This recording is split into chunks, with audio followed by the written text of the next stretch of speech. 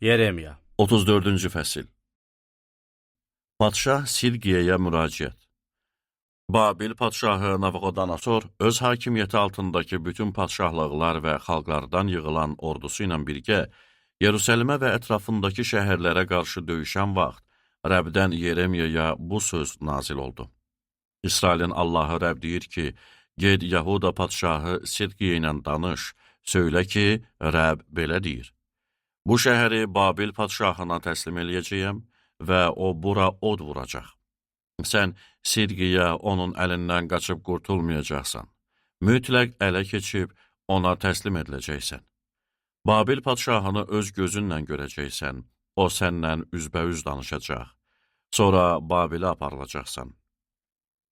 Ancaq ey Yahuda padşahı Silqiyə, Rəbbin sözünə qulaq as. Rəbb sənin barəndə belə deyir. Qılıncla öldürülməyəcəksən, əmin-amanlıqda öləcəksən. Səndən əvvəl padşah olan atalarının şərəfinə ətirli maddə yandırdıqları kimi, sənin də şərəfinə ətirli maddə yandırıb, ah, ağamız deyərək yas tutacaqlar. Çünki mən, Rəbb, bunu söylədim. Yeremiya Peyğəmbər bütün bu sözləri Yerusəlimdə Yahuda padşahı Silqiyəyə söylədi. Həmin vaxt Babil padşahının ordusu Yerusəlimə və Yahudanın hələ ələ keçirilməmiş şəhərləri olan Lakişə və Azeqaya hücum eləyirdi. Yahudanın qalalı şəhərlərindən yalnız bunlar qalmışdı. Qullara azadlıq. Padşah Silqiyə Yerusəlimdəki xalqla əhd kəsərək qulların azadlığını elan elədikdən sonra Rəbdən Yeremiyaya söz nazil oldu. Bu əhdə görə hər kəs İbrani xalqından olan kişi və qadın qullarını azad eləməli, Yahudi soydaşını yanında qul kimi saxlamamalıydı. Bir-birləri ilə belə əhd bağlayan bütün başçılar və xalq buna qulaq asıb, öz kişi və qadın qullarını azad elədilər. Bir daha heç kəs özlərinə qul eləməyəcəklərinə söz verdilər. Qulaq asıb qullarını azad elədilər. Amma sonra fikirlərini dəyişib, azad elədikləri kişi və qadın qulları yenə özlərinə qul elədilər. Bundan sonra Rəbdən Yeremiyaya bu söz nazil oldu. İsrail Allahı Rəb belə deyir. Mən atalarınızı Misir torpağından, köləliyi diyarından çıxardığım gün onlarla əhd bağlayıb dedim. Sizə satılıb 6 il qulluq eləyən İbrani soydaşlarınızı 7-ci il azad eləyib sərbəst buraxın. Ancaq atalarınız məni eşidib qulaq asmadı. İndi isə siz tövbə eləyib gözümdə doğru olanı elədiniz. Hamınız soydaşlarınızın azadlığını elan elədiniz.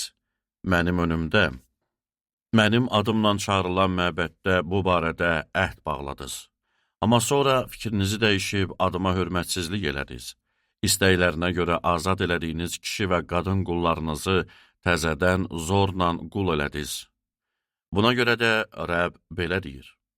Qul olan soydaşlarınızı, öz həmvətənlərinizi azad eləməyərək mənə qulaq asmadınız. İndi mən də sizə azadlıq, qılınc, vəba və aclıqdan məhv olmanız üçün azadlıq elan edəcəyəm. Sizi yeryüzünün bütün ölkələrinin qarşısında dəhşətli hala salacağam.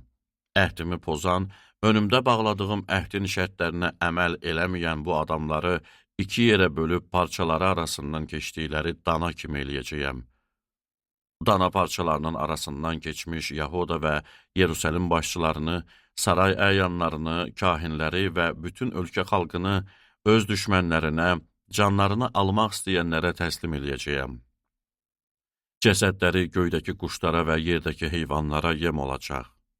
Yahuda padşahı Silqiyanı və onun başçılarını canlarını almaq istəyən düşmənlərinə, Babil padşahının üzərinizdən çəkilən ordusuna təslim eləyəcəyəm. Rəbb bəyan eləyir, mən əmr eləyib Babilliləri bu şəhərə tərəf geri qaytaracağam. Onlar hücum eləyib şəhəri ələ keçirəcək, ona od vuracaq. Yahuda şəhərlərini heç kəsin yaşamadığı bir viranəliyə çevirəcəyəm.